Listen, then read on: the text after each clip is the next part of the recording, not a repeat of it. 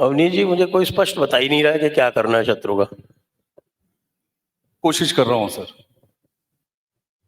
टमाटर कटता देख के बेहोश हो जाने वाली कौमों के साथ बड़ी दिक्कत है सर।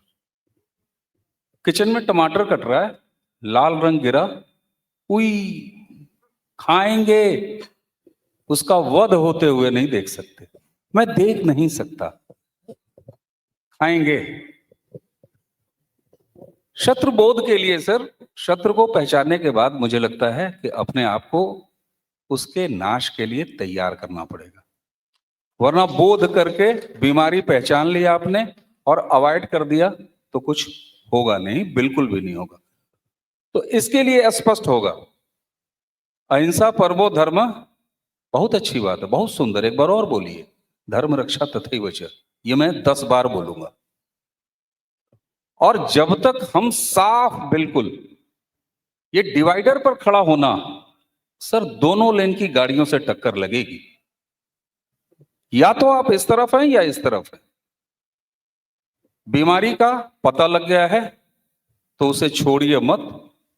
और ये नेचुरोपैथी वगैरह नहीं सर, सर्जरी और गंभीर सर्जरी।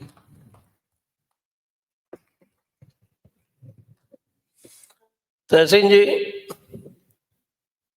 आप बताइए, आप गांधीवादी हैं क्या? थैंक यू संजय जी, आपने मुझे यहाँ आने का मौका दिया और यहाँ पर पार्टिसिपेट करने का मौका लिया। शत्रु बोध का एक्चुअल मीनिंग, जो संस्कृत मीनिंग है, वो होता है नॉलेज ऑफ द एनिमी, के एनिमी की नॉलेज। तो सबसे पहले आपकी बात को आगे ले जाते हुए हमें ये जानना होगा कि एनिमी कौन है। जब तक उसकी नॉलेज नहीं होगी तब तक हम उस एनिमी के खिलाफ कैसे लड़ेंगे, चाहे फिर वो ऑपरेशन हो, होम्योपैथी हो या कोई और दवाई हो। दूसरी चीज, सवाल ये है कि शत्रुबोध तो हमने कर लिया, अभी कोई 20 सेशन हो गए हैं, शत्रुबोध हो चुका है, करना क्या है उसका?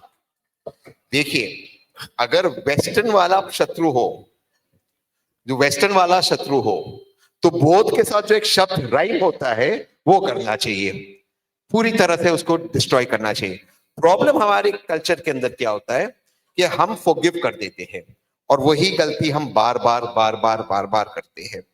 तो एक है, मैं बहुत स्पष्ट शब्दों में कहूंगा, ऑपरेशन सिंदूर हुआ, सामने वाला कह रहा है वो हमें न्यूक्लियर मिसाइल से मारेगा। एक नहीं 3 बार उसने कहा, ओपनली कहा। वो ये नहीं कह रहा कि हम आपसे जंग लड़ेंगे हथियारों से, वो कह रहा है वो हमें न्यूक्लियर वेपन से मारेंगे और हम आप भी उनसे बातचीत करने की उम्मीद करते।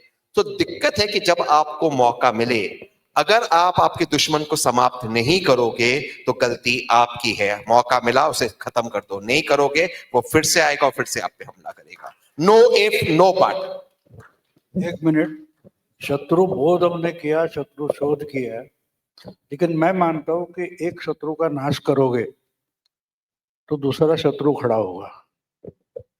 वध करने से, नाश करने से कुछ नहीं होता। मैं मानता हूं कि हमको अलर्ट होना चाहिए।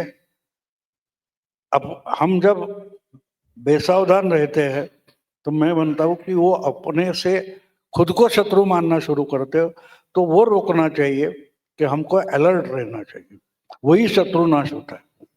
माफी चाहता हूं sir, with due respect to you, मैं जिस शत्रु की बात करता हूं पिछले 70 साल से, उस मुल्क का एग्जिस्टेंस इस चीज के ऊपर है कि वो हमें नाश पहुंचाए। आज भी वो चाहते हैं वो हमें न्यूक करे। दुनिया में ऐसा कोई मुल्क नहीं होगा जो कहेगा कि हम एक दूसरे मुल्क के ऊपर न्यूक्लियर वेपन चलाए।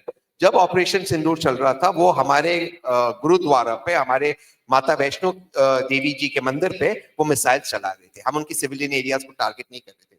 अगर आप उस रोग को नहीं जानोगे, जैसे उन्होंने कहा, अगर आप उस रोग का इलाज एलोपैथी से या नेचुरोपैथी से या होम्योपैथी से करोगे, कुछ नहीं होगा। आपको उसको खत्म करना होगा, नहीं करोगे गलती आपकी होगी। वो 200 किलोमीटर हमारे देश के अंदर आकर, बात सुनिए, 200 किलोमीटर देश में आकर नाम पूछकर, धर्म पूछकर, पैंट खोलकर, कलमा पढ़ाकर आपको मार रहे हो और आप कह रहे हो हमें अलर्ट होना पड़ेगा, हमें उनको मारना होगा। Sir, we have to finish them. हम अलर्ट नहीं थे, इसलिए मामला यहाँ तक है। मुझे एक बात याद आती है, 2000 यानी पहले जब हमारे कलाम साहब, डॉक्टर कलाम जो 2020 की बात कर रहे थे, तो मुंबई आईआईटी में उनको एक सवाल एक स्टूडेंट ने पूछा था कि इससे तो विनाश होगा, आके जलकर क्या होगा और इससे गरीबों का पेट कैसे भरेगा। तो उन्होंने एक बहुत बढ़िया बात कही थी कि हम सोने की चिड़िया कहा जाता था ये देश, तो दुनिया भर के लोग लूटने इसलिए आए कि हम इतनी दहशत पैदा करने वाली ताकत नहीं दिखा पाए। तो विनाश की जरूरत नहीं होती, ताकत दिखाने की जरूरत होती है, और ताकत दिखाने के लिए ताकत कमानी पड़ती है। जब होगा तब ये कोई धमकियां नहीं देगा।